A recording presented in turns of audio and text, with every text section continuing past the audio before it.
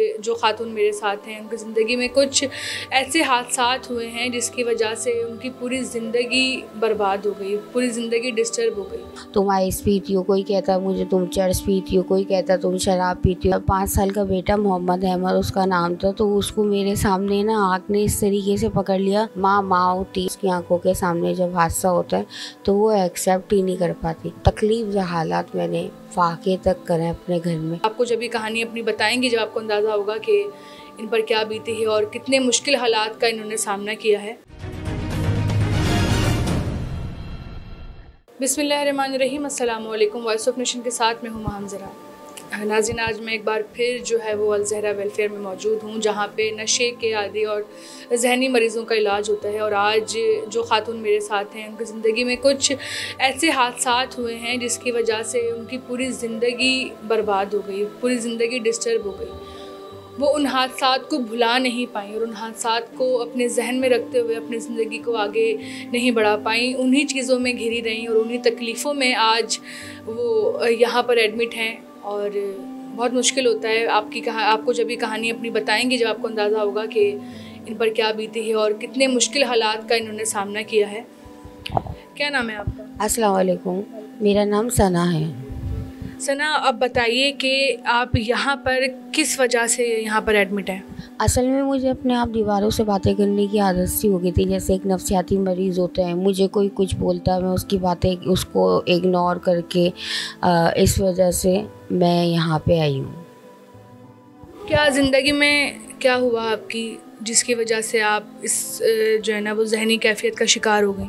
असल में मैं जो है चाय बना रही थी। मेरा 5 साल का बेटा मोहम्मद अहमद उसका नाम था, तो उसको मेरे सामने ना आँख ने इस तरीके से पकड़ लिया, तो वो हादसा मेरे लिए नाकाबिले बर्दाश्त रहा था। इसलिए जो है मैं इस तरीके की कैफियत से गुजरी हूँ। वो हादसा कुछ इस तरीके का था कि मैं चाय बना रही थी और एकदम जैसे ना मैंने मिट्टी का तेल लकड़ियों पर डाला, तो वो एकदम आँख ने ना बेटे को आँख ने इस तरीके से अपनी लपेट में लिया कि मैं कुछ भी ना कर पाई। वो हादसा बिल्कुल ऐसा लाइव था कि मेरा दिमाग एक्सेप्ट नहीं कर पाया उस चीज़ को। इस वजह से मैं कुछ इस तरीका जहनी मरीज़ के तौर पे यहाँ पे थी। बहुत लोगों ने मुझ पे ऐप डाले कि तुम नशा कर रही हो, तुम आइस पीती हो, कोई कहता मुझे तुम चर्च पीती हो, कोई कहता तुम शराब पीती हो। लेकिन लाजमी बात है, माँ होती है, जिस पे गुजरती है ना कब्र का हाल को कहते हैं ना, मुर्दा ही जानते हैं। बस ऐसे आप यकीन कीजिए वो हाल मेरी आंखों के आगे इस तरीके से गुजरा कि वो मैं ही जानती हूँ। फिर मैं उसको बन हॉस्पिटल लेके गई क्योंकि उसका पूरा फेस, हाथ, टांगे सब जल चुकी थी। तो बन हॉस्पिटल से पहले हम एक हॉस्पिटल गए थे, उन्होंने बोला ये आप बन हॉस्पिटल लेके जाएं। बन हॉस्पिटल वालों ने उसकी केयर नहीं करी। मैं तो अपनी तरफ से पूरी कोशिश कर रही थी, ऐसे लवारिसों की तरह उन्होंने डाला था जैसे इंसान की नहीं जानवर की औलाद हो। तो इस वजह से वो जो है बेचारा मेरा बेटा मौत के मुँह में चला गया। इसलिए मैडम आप यकीन कीजिए कि मैं अब पहले बेटी का इंतकाल हुआ बीमारी से, फिर बेटे का लगातार 1 साल के अंदर 2 इंतकाल होना ना मेरा एक्सेप्ट नहीं कर पाया माइंड। और फिर आपको पता है जब माँ होती है और उसके साथ जब हादसा होता है या उसकी आंखों के सामने जब हादसा होता है तो वो एक्सेप्ट ही नहीं कर पाती। इस वजह से मैं अपने आप से बातें करने लग गई थी, दीवारों से बातें। अब जैसे चलते हुए हाथ पैर हिलाने लग गई थी। लोग मुझे देखते थे तो लोग कहते थे कर क्या रही। मैं बोलती थी मैं बिल्कुल सही हूँ, मुझे कुछ नहीं हुआ। फिर मेरे चाचा ने बोला कि तुम अपना इलाज करा दो। हर कोई मुझसे ना यही बात बोलने लग गया था, तुम इलाज करवाओ।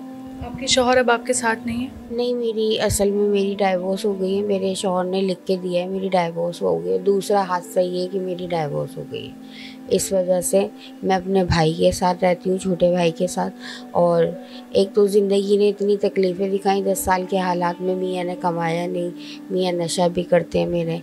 और इतने बुरे हालात मैंने अपने तकलीफ़ हालात मैंने फाके तक करें अपने घर में। इतने बुरे हालातों को मैंने देखा। फिर वालिदैन का इंतकाल, फिर बेटी का इंतकाल, फिर बेटे का इंतकाल पे इंतकाल देख के ना मैं खुद जहनी मरीज़ा हो गई थी। लेकिन अल्लाह का शुक्र है, मैं जब ये मुझे लेने आई थी मेरी बहन मंशा, आप यकीन करें जब मैं 2 महीने पहले ये मुझे लेने आई थी ना तो ये गुस्सा कर रही थी। मैं इसको बोल रही हूँ तुम हो कौन, तुम्हारी हिम्मत कैसे हुई, तुम मुझे लेने क्यों आई हो, मैं तुम्हें जानती नहीं हूँ। तो ये लोग ज़बरदस्ती मुझे गाड़ी में बिठा के लेके आए थे। आप यकीन करें 2 महीने पहले वाली सना मैं अब नहीं हूँ। पहले जो मैं बातें करती थी दीवारों से, अपने आप से चलते फिरते, वो सारी कैफियत मेरी अल्लाह का शुक्र है ख़त्म हो गई। हॉस्पिटल का माहौल मुझे बहुत अच्छा लगा है। हॉस्पिटल में ये कि आप आराम से बैठे हैं, आपको कोई पानी की तकलीफ़, हमें किसी चीज़ की तकलीफ़ नहीं है। एक होता है ना बंदे को सख्ती की जा रही, हम लोगों में सख्ती किसी चीज़ की नहीं है। ये ऊपर आती है कभी कभार, अगर हमारी गलती होती है तो जो बातें डांटती है, गलती ज़्यादा होती है तो एक दो थप्पड़ हम लोग खा लेते हैं। तो वरना माहौल इतना अच्छा है, हम लोग आपस में अंताक्षरी खेलते रहते, कोई ना कोई हम लोग खेल खेलते रहते हैं। अल्लाह का शुक्र है, पता नहीं मेरे अल्लाह को मेरी कौन सी अदा भाग गई जिसकी वजह से मैं आज यहाँ हूँ और बिल्कुल सही हूँ। अभी इंशाल्लाह आने वाला महीने में मेरी छुट्टी भी होने वाली है।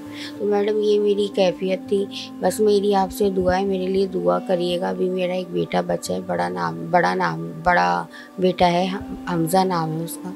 बस उसकी ज़िंदगी की और सेहतयाबी के लिए दुआ कीजिएगा। ये मेरी ज़िंदगी रही है, इस वजह से मैं नफसियाती हो गई थी। एक तो वक्त ने ऐसी बुरी मार खिलाई कि चलते चलते यहाँ तक हम पहुँच चुके हैं, और ऊपर से मियाँ का ना कमाना, वक्त की बुरी तकलीफ़ें, परेशानी, गम, तकलीफ़ें देख देख के ये हाल हुआ है मेरा। ये थी मेरी ज़िंदगी।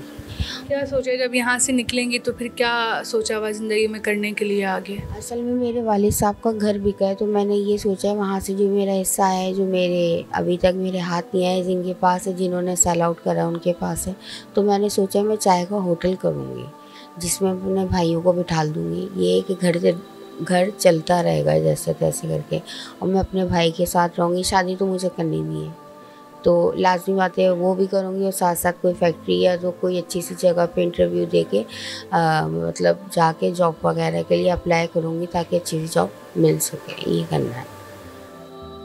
क्या कहती हैं कि शादी के बाद एक औरत की ज़िंदगी क्या होती है उसके शौहर की तरफ से? शादी से पहले ज़िंदगी खूबसूरत होती है, एक छोटा सा घर भी होता है ना माँ बाप के साथ, वो भी जन्नत लगता है, क्योंकि माँ बाप अपनी औलाद को बहुत ज़्यादा नाज़ों से पालते हैं, और वालिद तो ख़ास तौर पे बेस्ट होते हैं बेटियों के लिए। क्योंकि मैं अपने वालिद साहब से हर तरह की बात करती थी, तो लेकिन जब से वालिदैन का इंतकाल हुआ, घर तो कहते हैं ना चिड़िया का घर चुक चुका है, वही वाली कहानी भी मेरे साथ हुई। तो ऐसी अब जब शादी हो जाती है ना वो बात नहीं रहती, क्योंकि मियाँ का पछतावा ज़िंदगी में सबसे ज़्यादा किस बात पे होता है अपनी ज़िंदगी की? और काश के मैं उस दिन चाय ना बनाती और वो हादसा नहीं होता ज़िंदगी में। मुझे चाय से तो खैर ये नहीं कहूँगी नफ़रत होगी, लेकिन मुझे ना लकड़ी वाले चूल्हे से आग से नफ़रत होगी, क्योंकि वहाँ वालिद साहब के यहाँ नीचे जो मैं शिफ्ट हुई थी तो वो कारखाना था, तो वहाँ पे आग का कनेक्शन नहीं था, इसलिए मैं ईंटें लगा के लकड़ियाँ लगा के चाय बना रही थी। मुझे नफ़रत हो गई है उस वक्त से, जैसे सर्दियों में हम लोग आग लगा के बैठते हैं, मुझे इस चीज़ से नफ़रत हुई है। और पछतावा इस चीज़ का है, काश कि मैं उस दिन चाय ना बनाती तो मेरा बेटा जलता नहीं। ये चीज़ से मुझे शदीद नफ़रत सी हो गई है, और फिर वो हादसा ऐसा है शायद मैं ज़िंदगी भर भुला भी ना पाऊँ।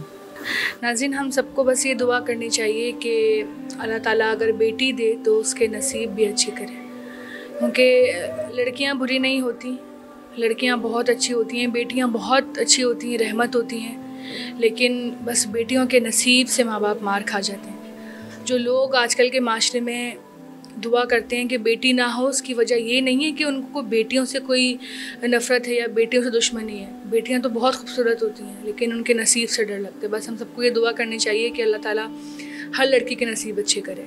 वॉइस ऑफ नेशन की वीडियोस देखने के लिए हमारा चैनल सब्सक्राइब कीजिए और बेल के आइकॉन पर क्लिक कीजिए, ताकि आप हमारी तमाम आने वाली वीडियो से बाखबर रह सकें।